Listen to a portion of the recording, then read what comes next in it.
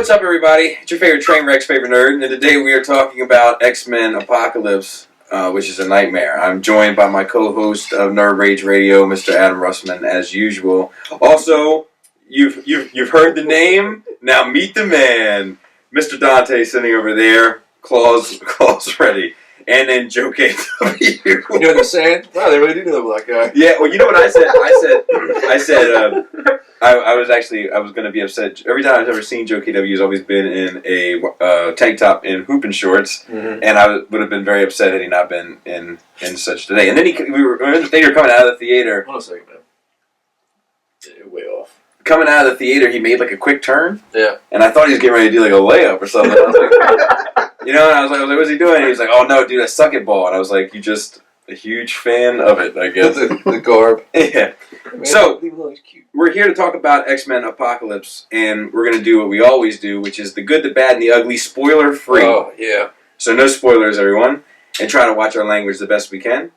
And then after that, we're going to do a Nerd Rage Radio episode right here while having some beers and venting, which will be spoilerific, per usual.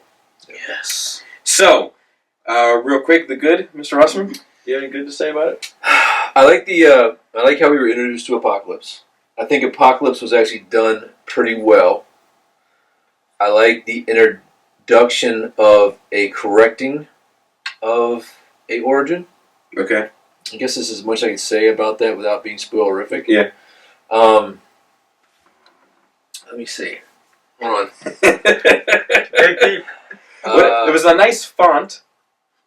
There's a good font. You know what? I didn't even like the intro before the. It's dumb. Because it just wasn't. It's dated. It's like this. It's not that it's dated. I want to see. I'd rather see the organic stuff instead of like this history tube. Like, is that a ride at Epcot Center? Is there a history tube? You know. They blew apart the Nazi sign though. Dante, was that a spoiler? Yeah. Dante, Exciting part of the movie. Any good? There was some good in there that I found, at least. Certain characters, at least their look, they had a good look to them, where it felt like I'm looking at the X-Men that I know, for the most part.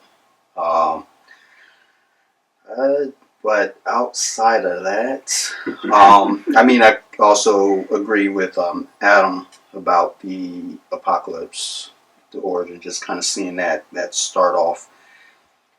That it gave you like the feeling that it was gonna go in a good direction. I think they probably spent all of the good writing right there. That's it. Joe? Yeah, it's definitely started off a lot better than it ended. I think it's for me, it's character by character. There's certain characters who done okay to well, and a lot of the characters are terrible, or I don't care. The looks, a lot of the looks were good. Some of them not so good, but I like a lot of the bad guys' uniforms are pretty tight. Yeah, I liked. I thought that the credits rolled at a good pace.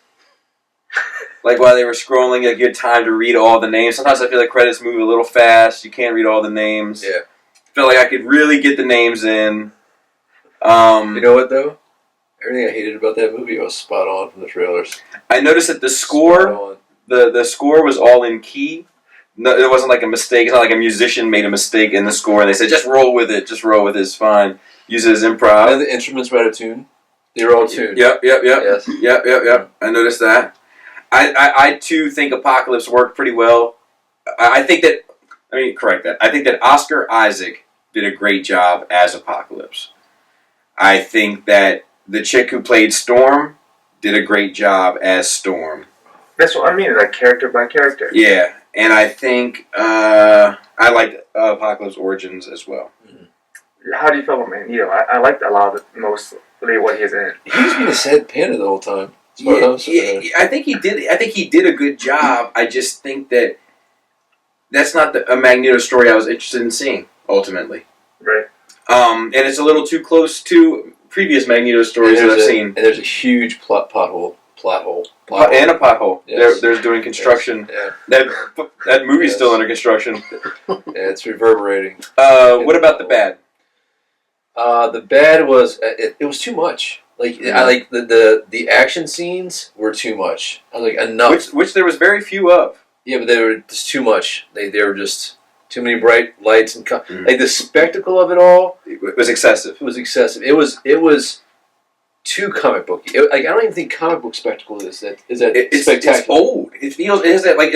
I felt like I was watching Moulin Rouge. Like Moulin Rouge with X-Men characters. It's like they just figured out how to do Can't. It's like they just figured out how to do digital effects and were like showboating. Mm-hmm. It's like they haven't watched a movie in 20 years and realized that everybody can do it now. Yeah. So they were like, "Hey, you guys are not going to believe this. And some of the, Wait till you see these sandcastles." and some of the digital effects were really like they were really bad. Like second year art student. Yeah. CGI. It was yeah.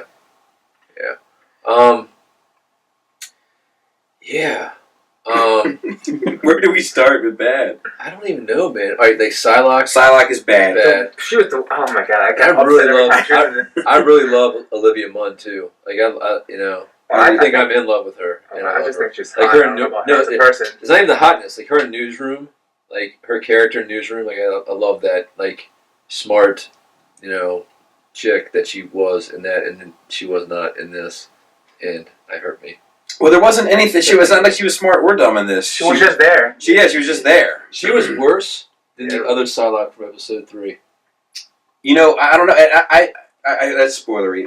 But is it? What I was getting ready to say. Oh. Yeah, I didn't like Psylocke either. I didn't like the whole. I feel like my biggest bad is the Archangel, and that's not spoilery because we've seen it in the trailers. But it was just a complete waste. A complete waste of the most dynamic element of any Apocalypse story. It was a complete waste. He was also just there. Yep, he was also just there. Shoehorned in, yep. I think that Apocalypse looked bad sometimes. Like, sometimes he looked good, sometimes he looked not so good. It definitely digitally graded him. There was it was a digi-bash. Yeah. It was like, like, when they're all standing on the mountain, it looks goofy. It looks goofy. So many, like, God. I'm trying to think if there was any. I don't like the Quicksilver scene that's been leaked. I don't know if that's spoilery, but there's the Futurama scene. The Sweet Dreams. Yeah, I mean, it's like just like the Futurama episode. If you know what I'm talking about. Oh no, I don't. So. Okay, you have to. Well, I'll show it to you after this. Yeah, it's just like it's just. I didn't care. That was a problem that I had with a lot of it. Is that like I didn't care. And about halfway through, I told myself, just stick around for the end credits. Like I was like, just wait and see what the end credit scene is. Which was bad. Which was bad. The bonus scene. Yeah, it was bad. It was the worst bonus scene. It's not worth waiting through the credits. It's not as bad as Bullseye killing a fly with a fork in the end of Daredevil. It's bad. Better to see, but it almost is. It's more rewarding to watch the pace of the credits scroll because it's a nice pace than it is to see the actual bonus scene at the end. What about Dante? Do you have any bad? I mean, I know you do. We all do. Oh, I got some bad. Non-spoiler bad. Yeah, yes, that's the problem. The pace felt really like it felt like they were jumping around. Like they didn't really give you time worse than BBS. I think that's a good point because the there's not a lot of action, which I'm okay with.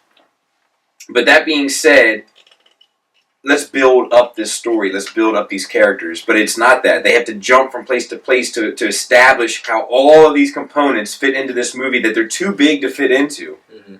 And as a result, the pacing does feel weird. You don't get to smell the roses at all. I gotta have one spoiler thing that it was bad. All right. That was their mode of conveyance. I don't know what you mean. Of Apocalypse. From place to place. How he gets from place to place. Oh, yeah. It was really bad. Yeah, it was stupid. Yeah. What about bad for you?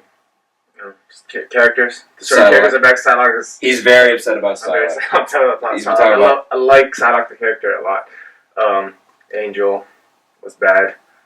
with the CG, I feel like I want to count up how many minutes of the movie was just wasted from scenes of happening. Yeah. Like of things, either blowing up or etc. Like, that was just so much time in that. Well, They're dissolving. Yeah. Every big special effects scene, before the actual action of the big special effects scene happens, they show you the buildup of it from like 4 different angles.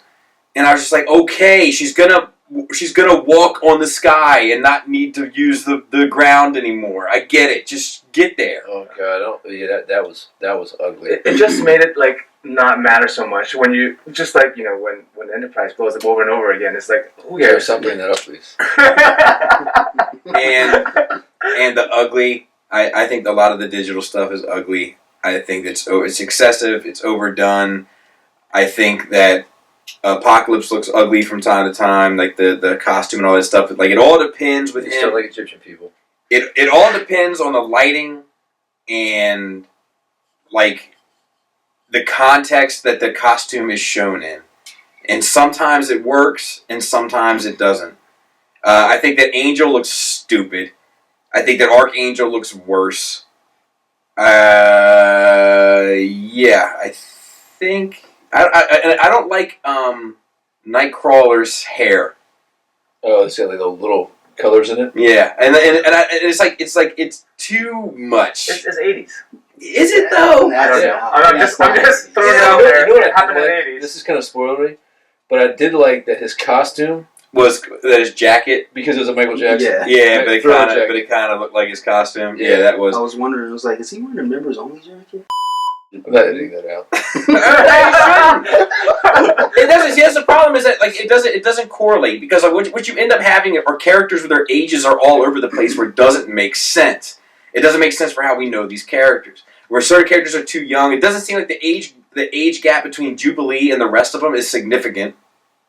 It seems like she could be hanging out with them. I don't see why she couldn't. Yeah. You know what's awkward She for was me? hanging out with him. But you know what I mean, like going on the mission, on the big She mission. has her powers. Crap. Yeah, we got 2 now. Because he dropped one also. Oh, right. That's all right. That's alright. It's awkward seeing Wolverine's age It's awkward seeing you in that mask. against another female of a much younger age together. And I'm like, ooh, that feels pretty awkward. That's kind of spoilery. Yeah, that's why I just say I actually like that, but I'll explain why on Nerd Rage Radio. it's Shout giving out, me a little bit. It's giving me a little bit.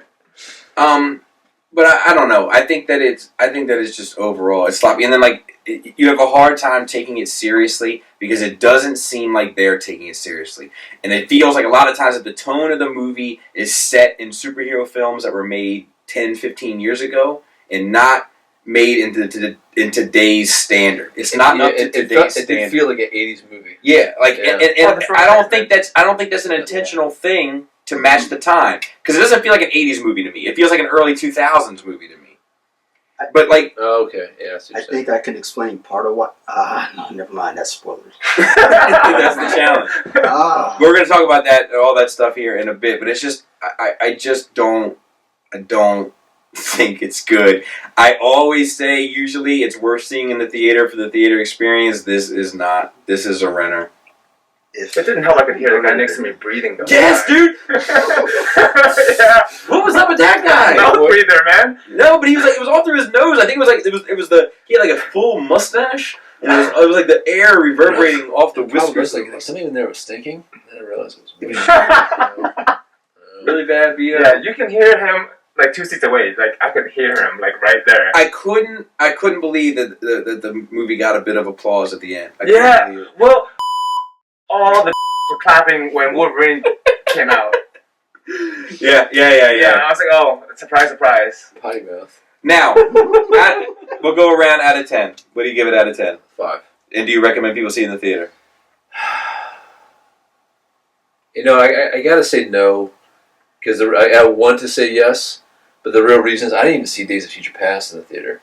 Because X-Men has been on that, like, I'll catch it when I catch it. Mm. The only reason we did this is to do this. The only reason I went to saw in the theater is to do this. Mm-hmm. To look ridiculous with the masks. And Dante. 5, but it's a soft 5. Yeah, maybe 4.5. And do you recommend people see it in the theater? I would only recommend one person see it in the theater because I know that even if I say don't see it in the theater, they're going to see it in the theater anyway. But any other normal human being, I would say don't. I wouldn't even say rent it, really. Wait till it comes on FX because you know it is in 3 weeks. Joe, out of 10. I barely made a 5. I didn't hate it. And do you recommend people see it in the theater? No, I wasn't even gonna watch it. I just came to watch it with you guys. The trailer said it all to me, and then what the expectation was exactly what it was. I agree. And I give it a 3 out of 10, mainly because Oscar Isaac, Storm, and good credit pace. And I don't recommend that you see it in the theater. And if you want to join in on the spoiler conversation, make sure to tune in to Nerd Rage Radio. Otherwise, I got Toy World's Devastator coming very soon. Thanks for listening. Thanks for watching. Until next time, take care. Take care.